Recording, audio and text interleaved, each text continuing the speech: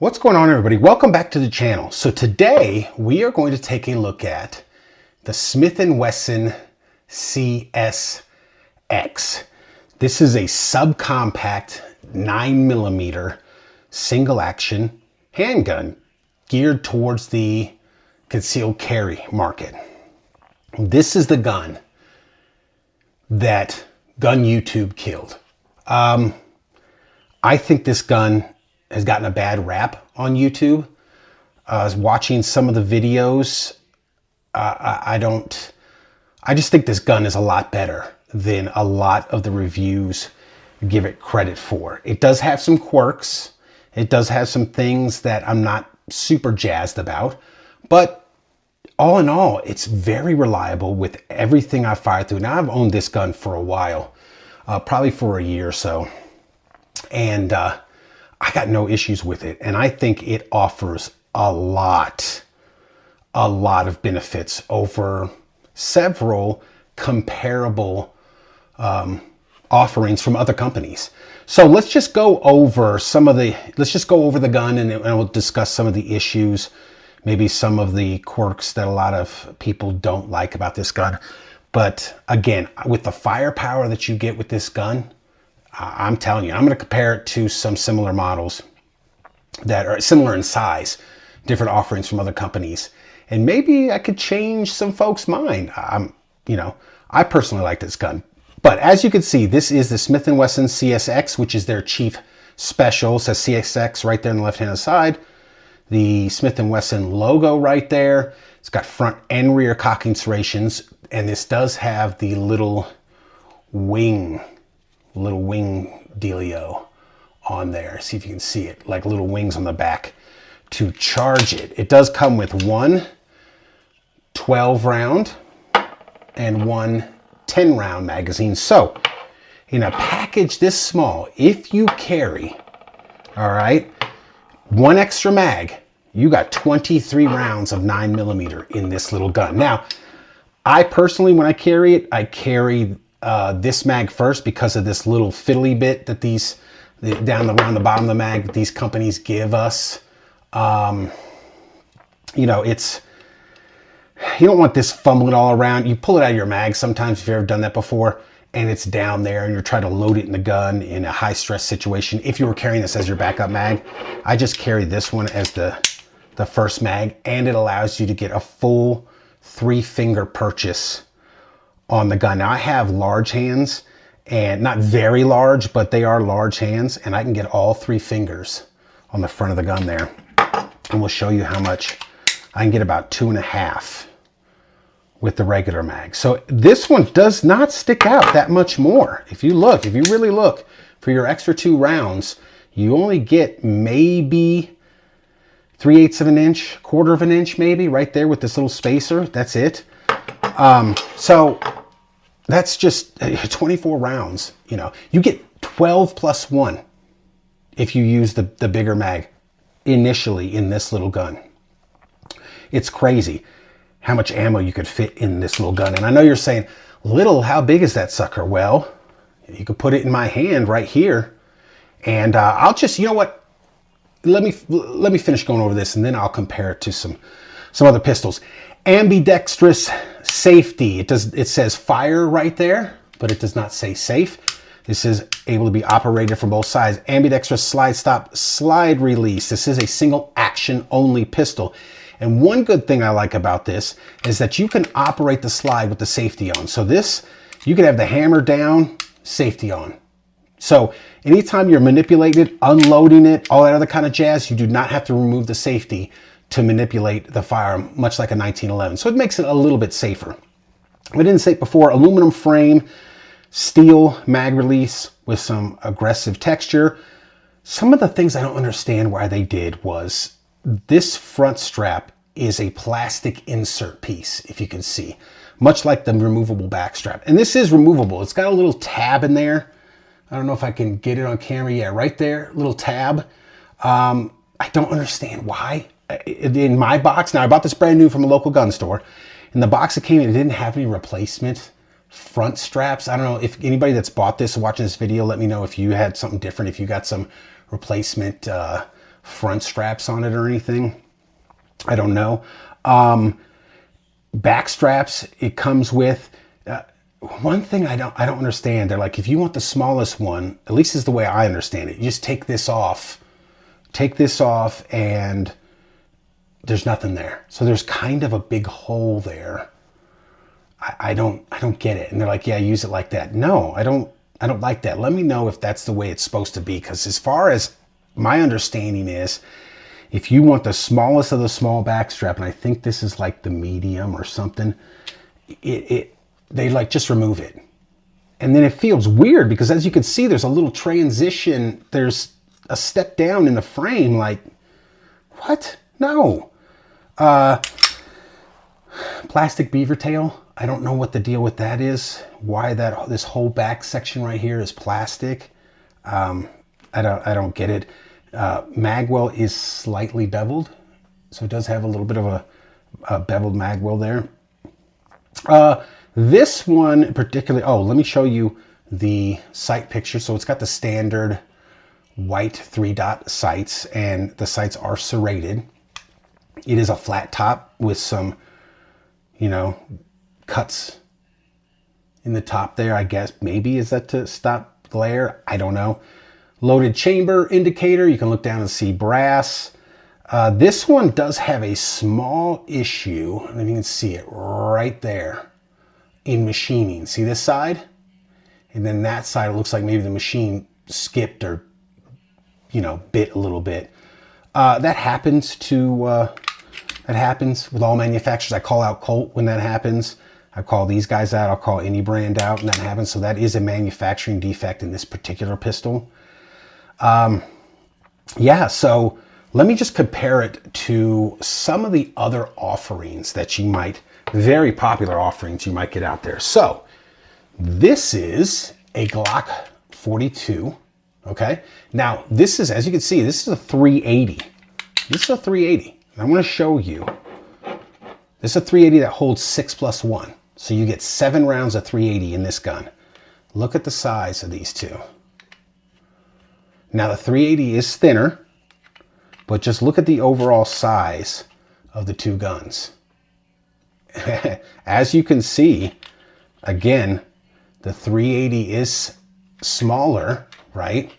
So, I mean, there's that, but it's not that much smaller. Okay, so that's a Glock 42. I know you're saying, well, that's 380, and Glock 42 is kind of a big 380, which is true. So we got the Glock 43. Now this was my carry gun for a lot of years. This is a fantastic carry gun.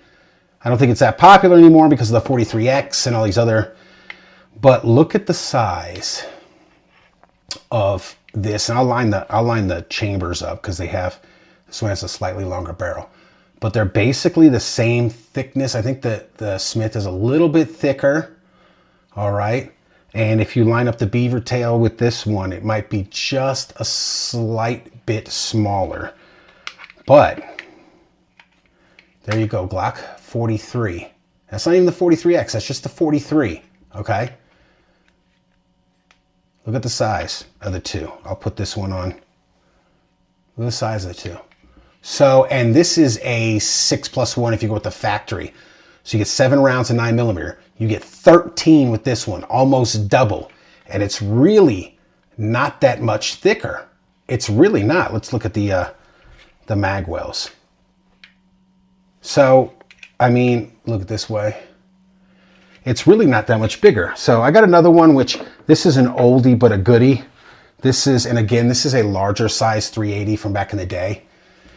But as you can see, it's smaller than from some 380s from like the late 90s, early 2000s was when I think this SIG was popular.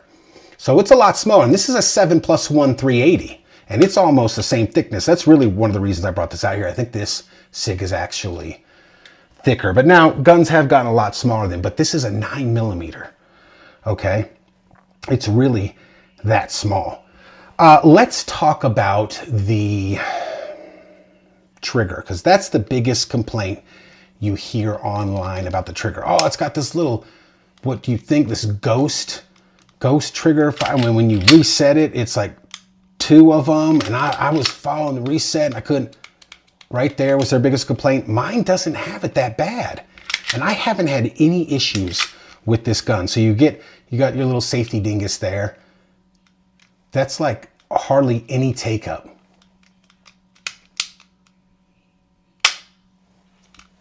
Trigger is not fantastic. It's not a 1911, highly tuned 1911 trigger, but as you can see, you disengage the dingus, hardly any take up.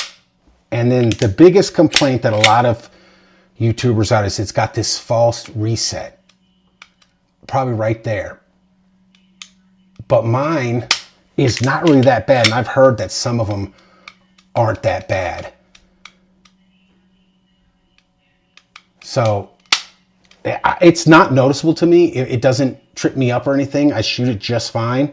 So we'll see when we get out to the range, but let's get a weight and then get a trigger pull and then get it out to the range and see how it performs there. So this little guy weighs 17.29 ounces, and with the factory supplied magazine, 19.71 ounces. Now, let's get that trigger gauge out here.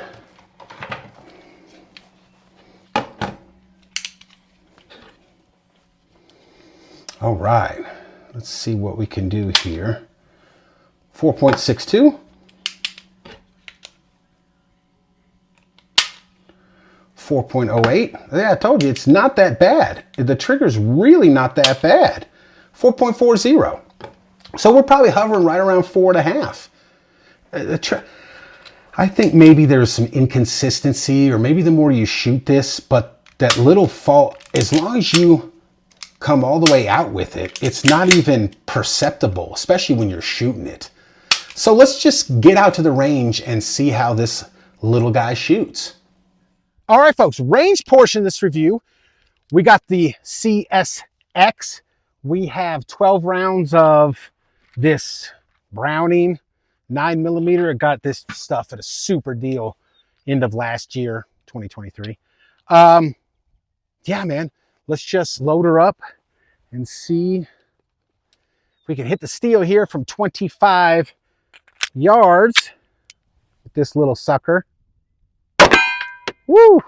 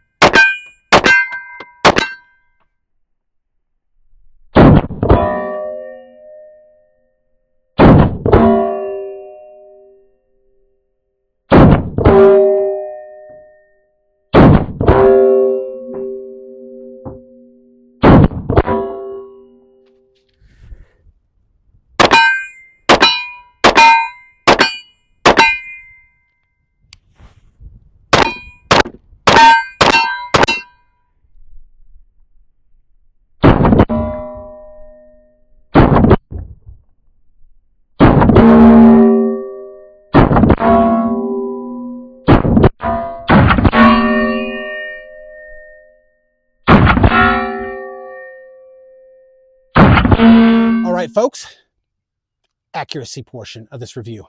We got 3 rounds of the Browning head stamped Winchester, 115 grain, 9mm. Got a 3-inch shoot and see on the standard USPSA target. I'm gonna go back 7 yards and we're gonna see how well this little sucker shoots. She is little, so it's kind of a handful, so we'll see.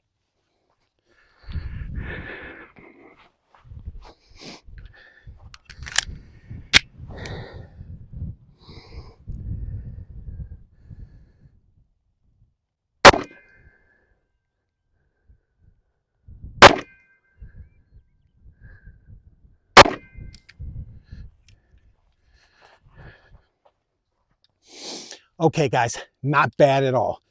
For 7 yards, for this little puppy, That's not bad, especially for a defensive handgun. So let's go back and let's go get the final thoughts. All right, folks, final thoughts on the Smith & Wesson CSX. I think it's a great little gun. It's got pseudo 1911 lines and controls. I think this gun got a really bad rap from gun tubers when it was released. Much like a lot of kind of like Springfield Armory did with the Prodigy. I bought a Prodigy, never had any problems with it. Now, I did purchase that a year after it was released, so I think they worked out some of the initial bugs that they had on launch, but I still get the reason I mention that is I still get messages talking about, Prodigy, piece of junk. I've never had a problem with it. I think because of the reviews, I mean, let's not get it twisted. People do go on YouTube a lot of times to watch reviews before they purchase something. And if they see a bunch of negative reviews, they're like, well, I'm not buying that. I saw a bunch of negative reviews and I said, you know what? I like the way that little thing looks. I'm gonna go buy one for myself and see and try for myself. Now, not everybody has the means to do that, so I get it. You want one shot, one kill. You want to get the right handgun for you the first time, so you're not spending a bunch of money trading, you know, all that kind of stuff. But I was in the position where I said, I think that thing looks cool. It's a tiny little gun. I mean, come on, man. Come on, that's a 9mm, man. 13 rounds of 9mm. You saw the comparison. I would say it's in between like a Glock 42 and a Glock 43 in size. Of course, a little bit thicker in the frame to hold the extra ammunition, but for a package this small, to have that much firepower, and now I don't have thousands of rounds to this thing. I probably have hundreds. How many hundreds? I don't know. Maybe 300? Not sure. But I would say that's probably a nice conservative guess. And I've never had any problems with reliability, with accuracy. As you saw, it's pretty accurate. None of that stuff. So for me, that trigger and that reset, as you saw in the video, man, I had no problems resetting that sucker. For me, some people, right, the reset, and there's a little bobble there. Mine, I can't even hardly feel it. And if it was there, it must be smoothing out because I got no issues with this, man. It's a great little gun. I would highly recommend it.